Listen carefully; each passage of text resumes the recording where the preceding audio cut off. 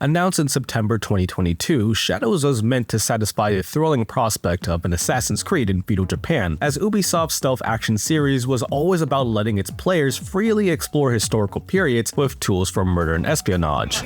But now it's 2025, and the desire to be let loose in feudal Japan through an AC title can understandably be waned after games like Ghost of Tsushima excelled. That and the fact Assassin's Creed has now become humongous RPGs that require you to give up every piece of spare time you have. Can Shadows live up to being the game we dreamt up years ago? Well, after 4 hours of gameplay, it may just have a chance. Fair warning, spoilers related to the plot will be spilt. The hands-on preview took place in two sections, the first being a complete playthrough of the prologue. Yasuke arrives in Japan for the first time to meet Oda Nobunaga and becomes the shogunate's retainer. The second portion centralizes on Shinobi and training Naoe, being caught in a conspiracy involving the Templars, which puts her highly skilled family right at the center of it. Afterwards, the preview thrusts you further into the campaign to let you explore the western region of Harima. Unfortunately, you don't get to see the events in which Yasuke and Naoe become unlikely allies, but you do get an extended questline that allows you to switch between the two at the touch of a button. Unlike Syndicate and Odyssey, where you pick a character at the very start, or the protagonists get distinct missions meant for one or the other, Shadows tries to be balanced between the two characters. You'll walk and talk, sit and talk, destroy stuff and talk, pet cats, until the game presents to you the decision to play as either Yasuke or Naoe. And there's a great deal of variation in how the two characters perform their separate tasks. Yasuke, due to wearing such heavy armor, cannot climb up sheer surfaces or use a grappling hook that can support his weight, but he can run through walls or doors to create his own entrances, a la Kool-Aid Man. While Naoe doesn't have such might, she is more nimble and can make through guardhouses or outposts to steal or assassinate without making a sound.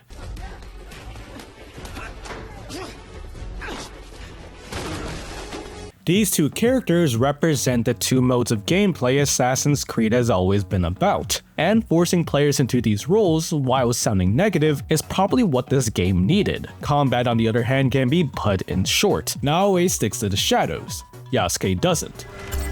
Naoe can be overwhelmed but escape just as easily, while Yasuke himself is the barricade preventing everyone else from leaving. As opposed to giving players a single protagonist they can shape to their preferred playstyle, the roles of Shadow's protagonists are clearly more defined. It's an admirable approach, but the variation between the two in combat isn't that much different, since you'll usually just end up slashing your foes until they fall for both characters. Same goal but slightly different starting point. During the preview build, players weren't able to heavily customize loadouts beyond weapons and armor, which limited abilities. You can string them together with light and heavy attacks, as well as parries to break through your enemy's guards, but it just leaves you wanting more variety in the full game. Hopefully it delivers on that. For the combat to already feel a bit boring in a single region of many, that doesn't bode well for an experience that wishes to spread its combat across two characters in several dozens of hours of playtime. Regardless, AC Shadows is both brutal and stylish in the ways you'd want it to be. Dismembered limbs and visceral assassinations are commonplace, and special moves briefly change the screen to coolly splash grays, blacks, and reds to mimic classic Japanese cinema.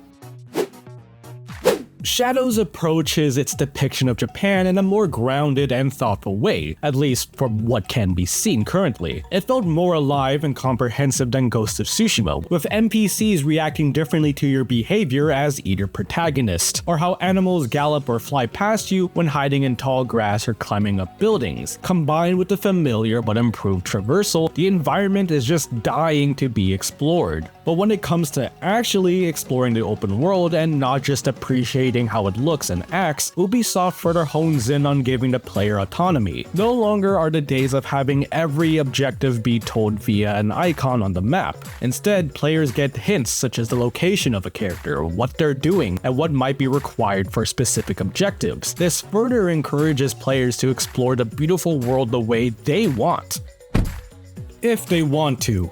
Alternatively, you can throw all of that out of the window and just use scouts who will explore the map for you and tell you where the objective is. As humorous as the idea of having hundreds of people fill out the map for you, there's only a limited number of scouts you can use at any given time. It seems like Ubisoft's way of keeping the open world accessible to players who don't find the exploration all too appealing, but that reasoning doesn't remove the looming awkwardness from the existence of the function. Why do the work when someone else can is a question that'll always remain in players' heads.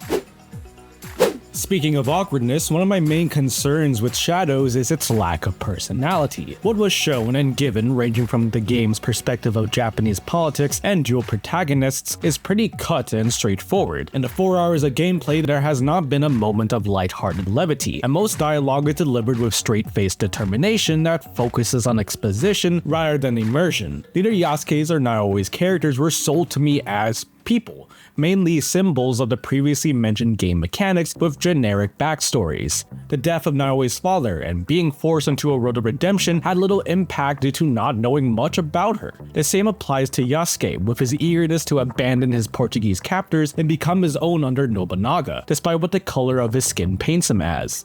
Their backstories are compelling enough, but shouldn't be the only things that define their characters. The potential is definitely there for development.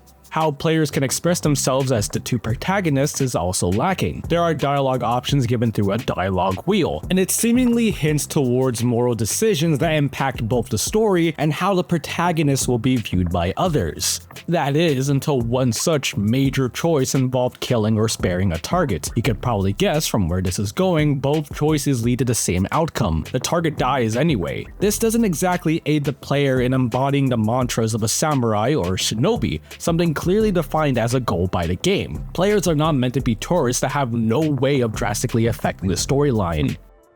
All in all, Shadows doesn't feel too big for its britches. Despite its flaws, which again may have only been prevalent in this 4-hour-long gameplay I got, numerous parts are focused, satisfying, and are willing to expand upon the series' formula in unexpected ways. Whether these parts work amazingly in tandem has yet to be seen. And the fact that it wants to be an open-world giant that appeals to all types of players just adds more to its large plate. At best, the preview leaves a curiosity of what happens next, although I hope it does enough to make me want to see what that next is.